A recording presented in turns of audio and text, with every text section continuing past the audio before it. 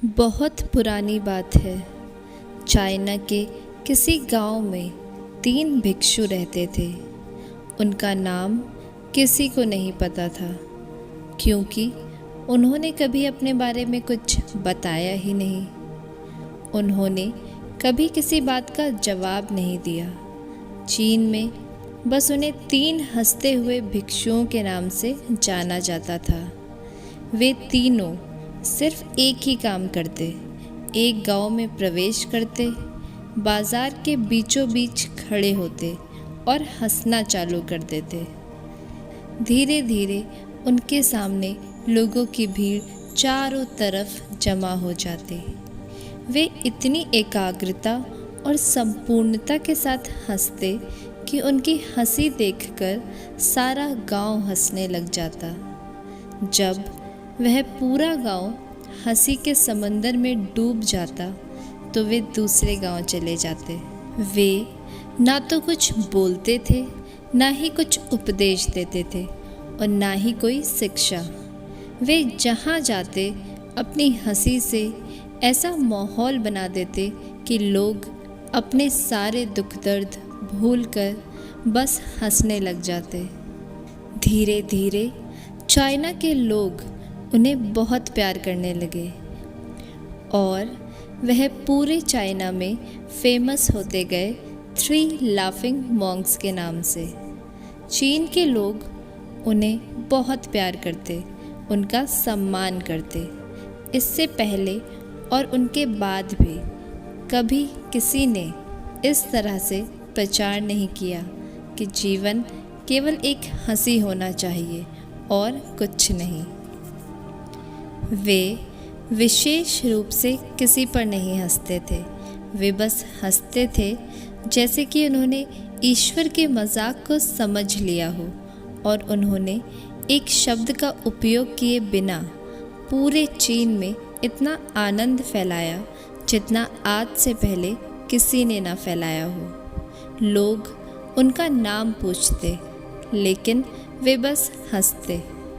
इस तरह से उनका नाम बन गया 3 लाफिंग मॉन्क, यानी 3 हंसते हुए भिक्षु। पूरे चीन में घूम घूम कर लोगों को हंसाते हुए समय के साथ वे तीनों बूढ़े हो गए। एक रात जब वे एक गांव में ठहरे हुए थे, उन तीनों में से एक भिक्षु की मौत हो गई।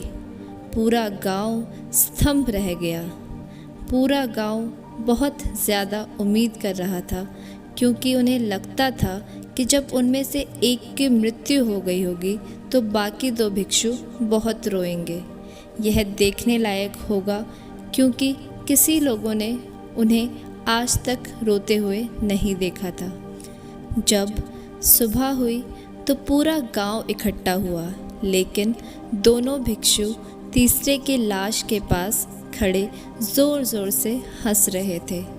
ऐसी हंसी जैसे उन्होंने आज से पहले कभी ना हंसी हो। गांव के कुछ बड़े बुजुर्गों ने उन्हें समझाने की कोशिश की। यह आपका साथी था और इसकी मृत्यु पर आपको हंसना नहीं चाहिए। तब उस दिन पहली बार उन भिक्षुओं ने लोगों से बात की और कहा, हम हंस रहे हैं क्योंकि यह आदमी जीत गया है। हम हमेशा सोचते थे कि कौन मरेगा, लेकिन इस आदमी ने पहले मरकर हमें हरा दिया। हम अपनी हार इसकी जीत पर हंस रहे हैं। इसके अलावा ये कई वर्षों तक हमारे साथ रहा। हम एक साथ हंसते, हमने एक दूसरे की मौजूदगी, उपस्थिति का आनंद लिया। उसे अंतिम विदा देने का इससे बेहतर तरीका और क्या हो सकता है। हम केवल हंस सकते हैं। लेकिन पूरा गांव उदास था। जब मृत भिक्षु के शरीर के अंतिम संस्कार के लिए चिता पर लेटाया गया तो सारे गांव वालों को एहसास हुआ कि शेष वे भिक्षु केवल मजाक नहीं कर रहे थे, वे तीसरा जो मृत था वह भी हंस रहा था। चीन में यह प्रथा थी कि जब एक इंसान की मृत्यु हो जाती है तो उसके पुराने कपड़े उतारकर उसे नहला धुलाकर नए कपड़े पहना दिए जाते थे। लेकिन मरने से पहले उस भिक्षु ने अपने साथियों से अपने कपड़े ना बदलने के लिए कहा था। तीसरे भिक्षु ने कहा था, मुझे स्नान मत करवाना क्योंकि मैं कभी अशुद्ध हुआ ही नहीं। मेरे जीवन में इतनी हंसी आई कि कोई अशुद्धता जमा ही नहीं हो सकती थी। मैंने कोई धूल जमा नहीं की है। हंसी हमेशा युवा और ताज़ा होती है, इसलिए मुझे नहलाकर मेरे कपड़े मत बदलना।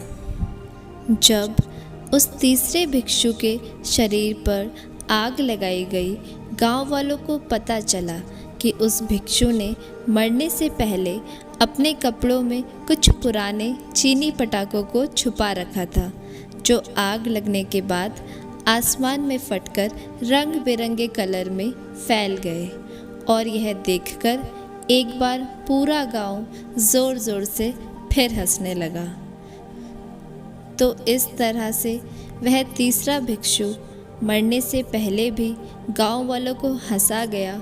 और यह देखकर शेष दोनों भिक्षुओं ने कहा, चालाक आदमी, तुम मर चुके हो लेकिन तुमने हमें एक बार फिर हरा दिया। तुम्हारे द्वारा गांव वालों में पैदा की गई ये हंसी आखिरी हंसी थी।